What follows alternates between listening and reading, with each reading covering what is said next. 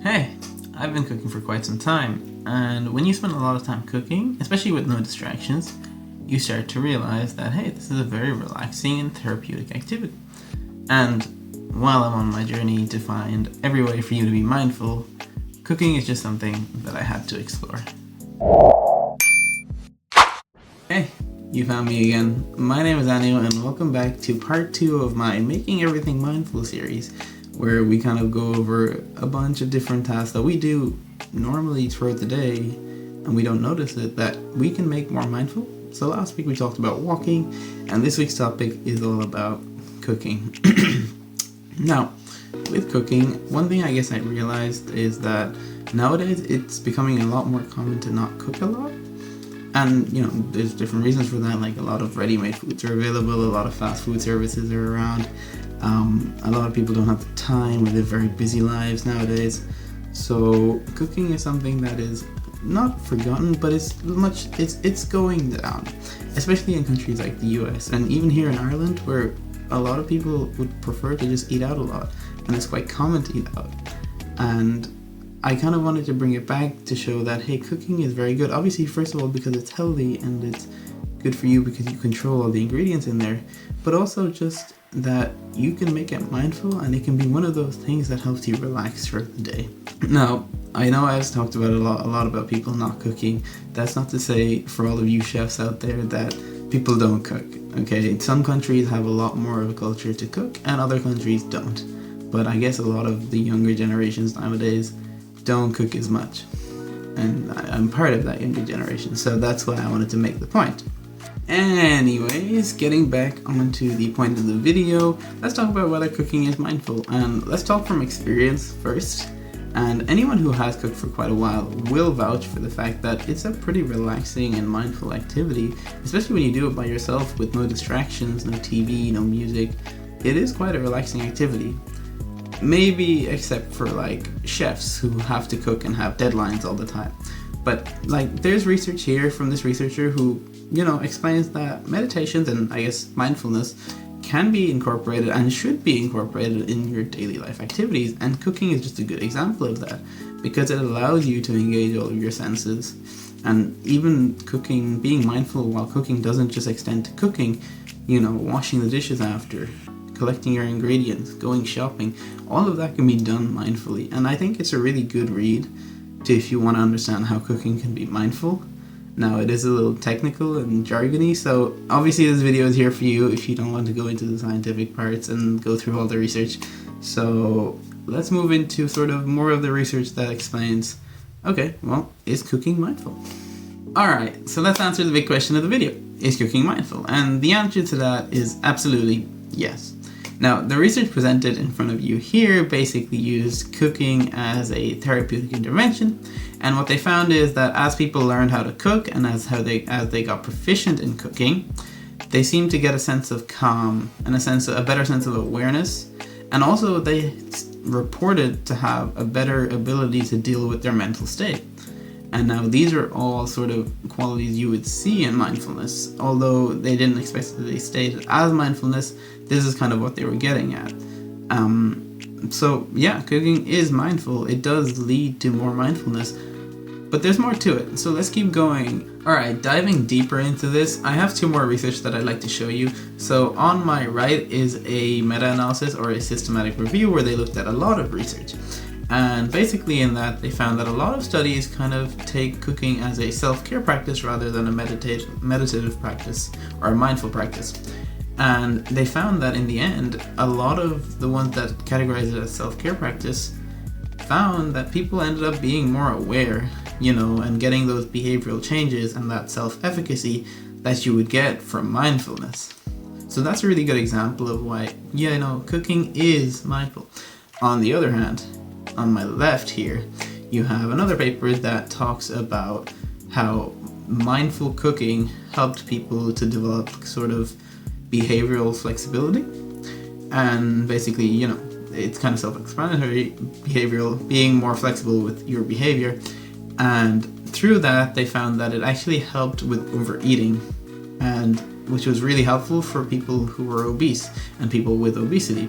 So that's just another sort of benefit of, hey, you cook and you cook mindfully, and then it can benefit you just for your health. Just in general, that we already know cooking is good for your health, but there's another reason for that, and it's because of the mindfulness through cooking.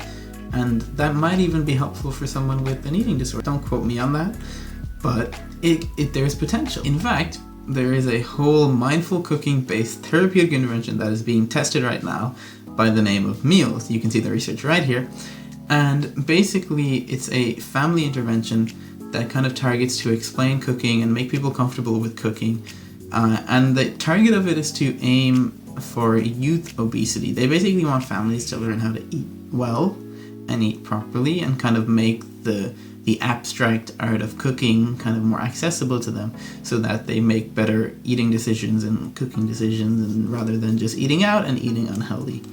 And I mean, the research is promising that you see here, but it's only one research, so it's not fully tested yet, and it does need to be tested a lot more, but it is something that is in the works.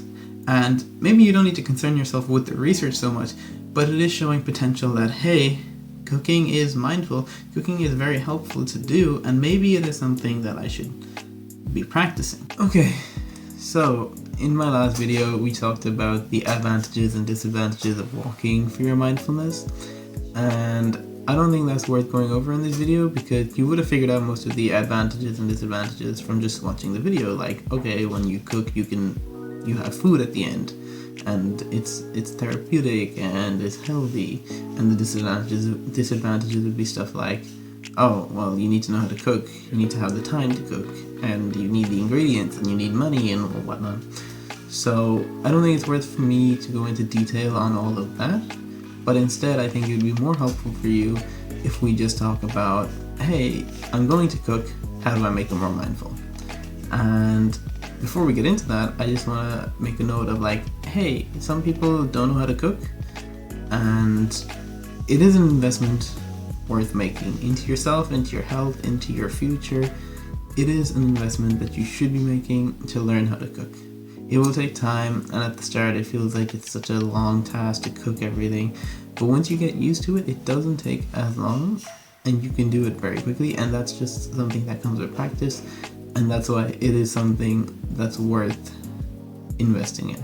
I also think cooking is really good to learn when you're young, just because of my experience, because when I was young, I learned how to cook from my parents, and then when I went to college, I was able to, cook for myself and get proficient at cooking, and I had the time there.